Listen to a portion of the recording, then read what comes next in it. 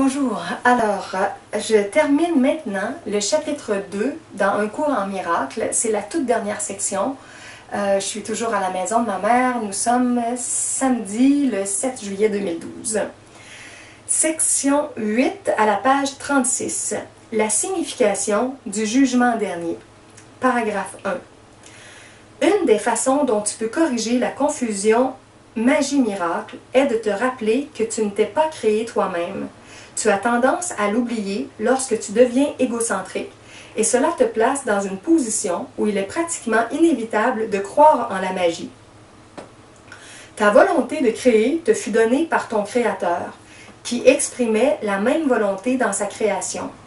Puisque l'aptitude créatrice réside dans le mental, tout ce que tu crées est nécessairement affaire de volonté.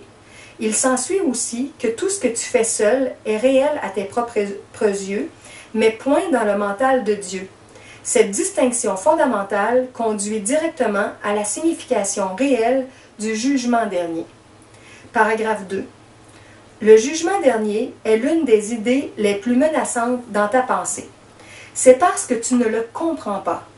Le jugement n'est pas un attribut de Dieu. Il n'a été introduit qu'après la séparation, lorsqu'il est devenu l'un des nombreux mécanismes d'apprentissage destinés à être intégrés dans le plan global.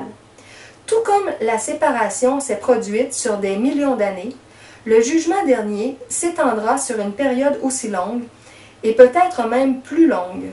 La durée peut toutefois en être grandement réduite par les miracles, qui sont un mécanisme pour réduire le temps, mais non pour l'abolir.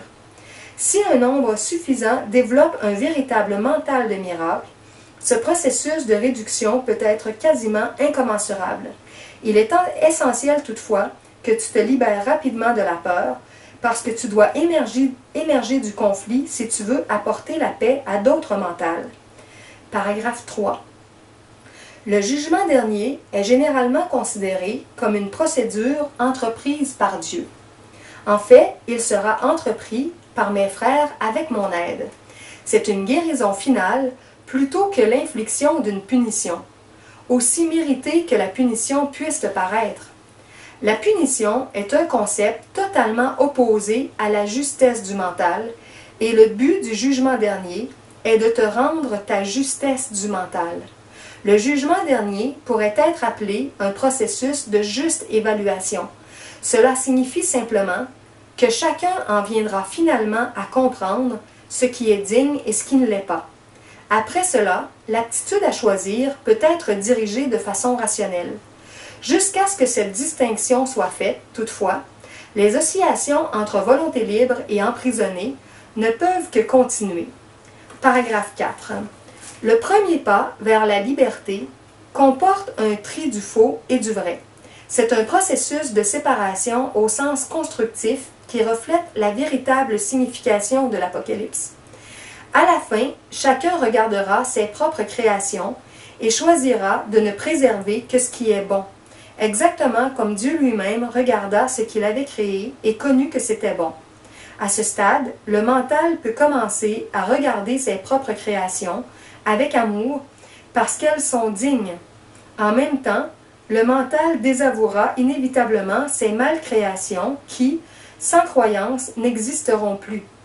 Paragraphe 5. L'expression « jugement dernier » est effrayante non seulement parce qu'elle a été projetée sur Dieu, mais aussi à cause de l'association de dernier avec la mort. Voilà un exemple remarquable de perception sans dessus-dessous. Si l'on examine objectivement la signification du jugement dernier, il devient tout à fait apparent que c'est réellement la porte qui s'ouvre sur la vie.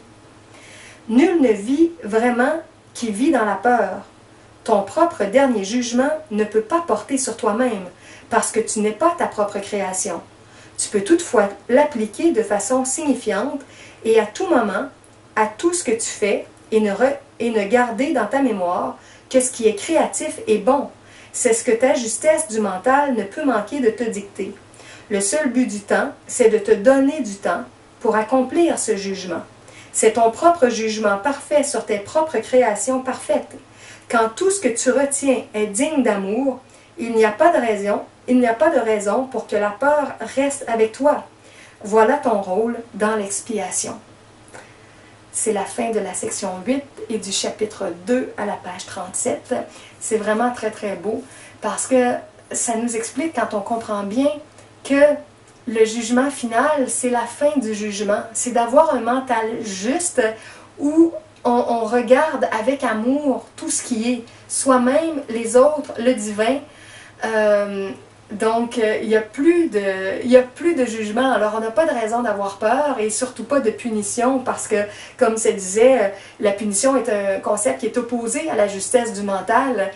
Alors, le divin ne punit jamais, jamais, jamais, jamais. Mais tout vient de nos peurs, de nos projections, de notre propre énergie qu'on voit et qu'on attire parce qu'il y a à l'extérieur le miroir de ce qu'on est.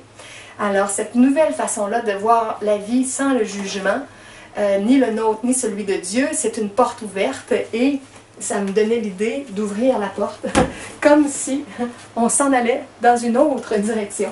Mais moi, je dois aller arrêter la caméra. À bientôt!